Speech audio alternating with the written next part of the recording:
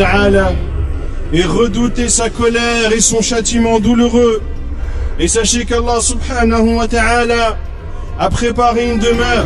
Toute personne qui se sera enorgueillie et qui se sera entêtée dans le faux, qui aura contredit les prophètes et envoyés d'Allah Azza wa Jal. A'udhu billahi minash shaitani rajim. Bismillahir rahmanir rahim. Bismillahi zishan azimil burhan shadidi sultan. Masha Allahu kan. A'udhu billahi minash shaitan. Mbokk yi seen xarit mooy dellu si waat encore une fois si seen permission di waxtaan ak yéen si suñu rappelu aljuma mubarak wa wajadaka daalan fahada wa wajadaka ailan faagna fa amal yatima fala tanhar wa amma saila fala taqhar wa amma bi ni'mati rabbika fahaddis. N'étais-tu pas égaré quand il t'a mis sur la bonne voie? N'étais-tu pas pauvre quand il t'a enrichi? Ne maltraite pas l'orphelin, ne repousse pas les mendiants. Clame au effort les bienfaits de ton Seigneur. Puis réaliser leur souhait ou bien leur intention de venir faire la visite. Et alhamdulillah, nous y sommes. Donc, et celui qui arrive à Médine doit visiter certains endroits ici, historiques et islamiques. C'est ce que nous allons faire, Inch'Allah. Et on commence par Uhud. Uhud, c'est le cimetière des martyrs. Plus de 70 musulmans martyrs sont tués ici au cours de la bataille de l'an 3 de l'Hégire, qu'on appelle la bataille de Uhud. J'ai appelé Uhud par cette montagne que nous verrons ensemble. Jabal Uhud. Et Sayyidina Muhammad alayhi salatu wa sallam disait, cette montagne me aime, cette montagne m'aime, et nous aimons cette montagne. Donc, c'est là reposent les martyrs, plus de 70, et parmi eux, l'oncle paternel du prophète Muhammad sallallahu alayhi wa sallam, Hamza, qu'on appelait le lion.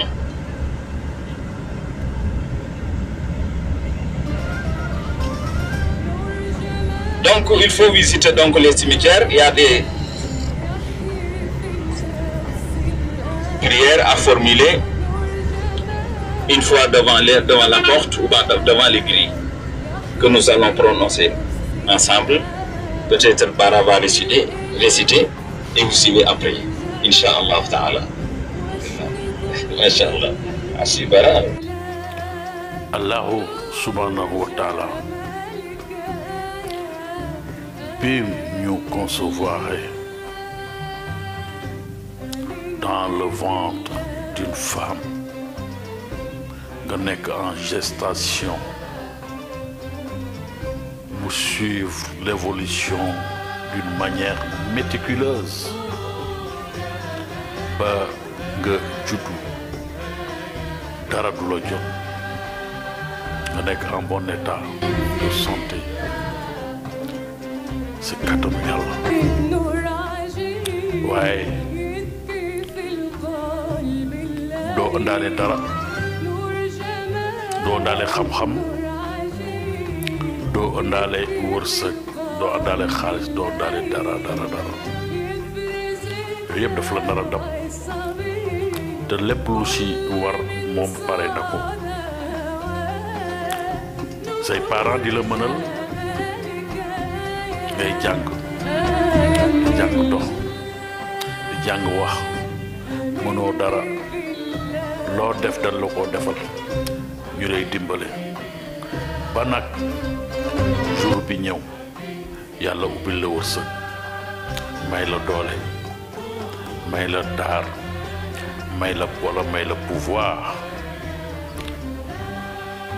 si coobareem si kattanam si miséricordiam nga xam ni moom mbaaxaayam foo ko nat weesu na foofu kenn mënu ko xayma yow nga defe ni rek yow yaa gën nit ñi nag léegi ala may la wërsëg fàtte nga fi nga jóge fàtte nga ni yow dañ la mënaloon nit ñi muy say parents muy say frère nit ñëpp dañ la amoon si yow yërmande parce que tout tànk nga woon mënoo woon dara nga dem ba yàlla jox la wërsëg boo xam ni moom la soob wala mu jox la pouvoir nga defe ni nag mbir mi yëpp yow la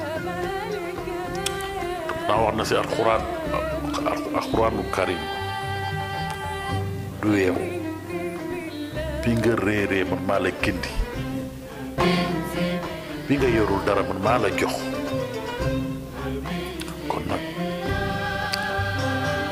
nanga laawee biir jëriñ nanga bul di repousser d'une manière honteuse les mendiants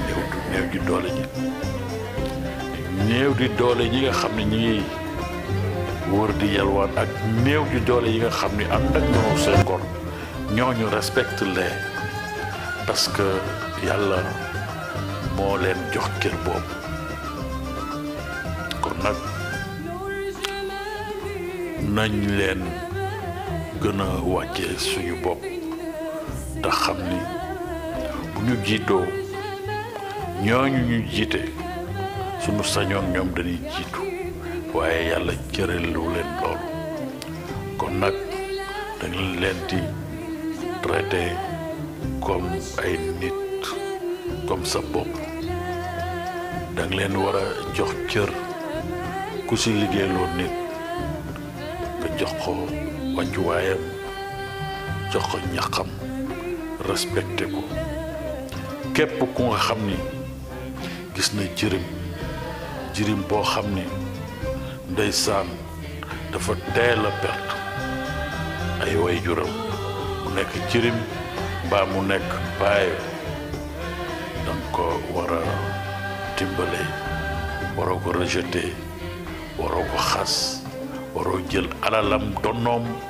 yooyu yëpp nan ci bàyyi xel te xam ni buñ ko defee allahu subhanahu wa taala suba ginnaaw suba kenn xamul kañ la jour de la rétribution dina nu laaj bu boobaa nag bu ñu laajee nañu def loo xam ni lu ñu rus devant lui pour expliquer ko waaye mu laaj la doo nga li ngay wax yépp leer na ni tey ji su la baalul dina la yóbbu si safara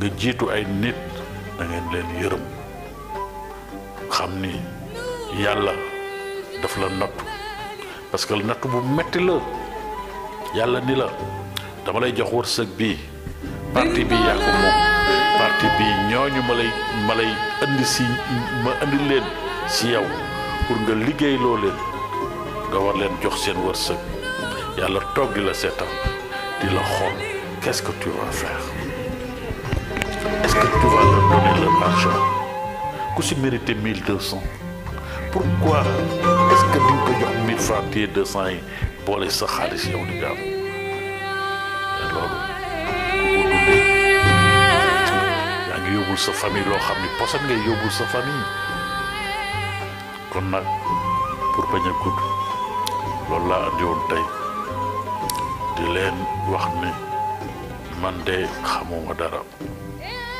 yéen a ma gën a xam damay def rek li allahu subhanahu wa taala santaane wala tahsabanna alladhina qutilu fi sabilillahi amwatan bal ahya'un inda rabbihim yurzaqun. Les musulmans ou ceux qui sont tués au cours de la bataille. Le djihad, Dieu nous dit qu'ils ne sont pas morts, mais ils sont auprès d'Allah. Donc une fois descendu, nous allons essayer d'expliquer le reste. Et nous ferons notre maximum.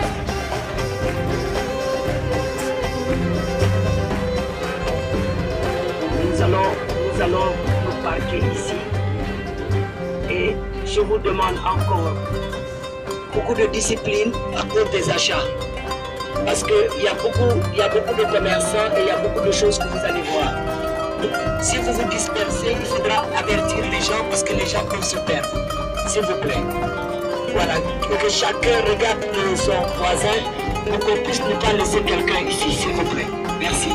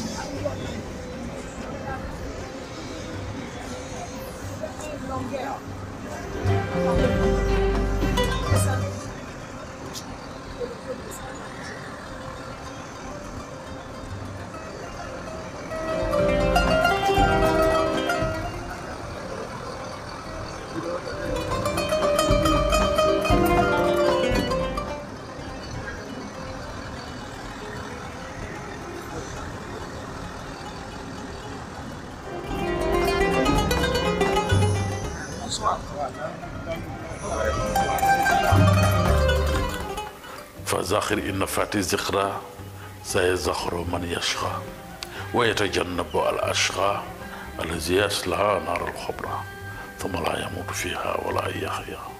Dafnila, faites-vous des rappels. Fais ce rappel-là. Si jamais tu sens que ce rappel est très utile. Quiconque qui craint Allah, lui, il se rappellera. Mais l'éprouvé, il s'en écartera.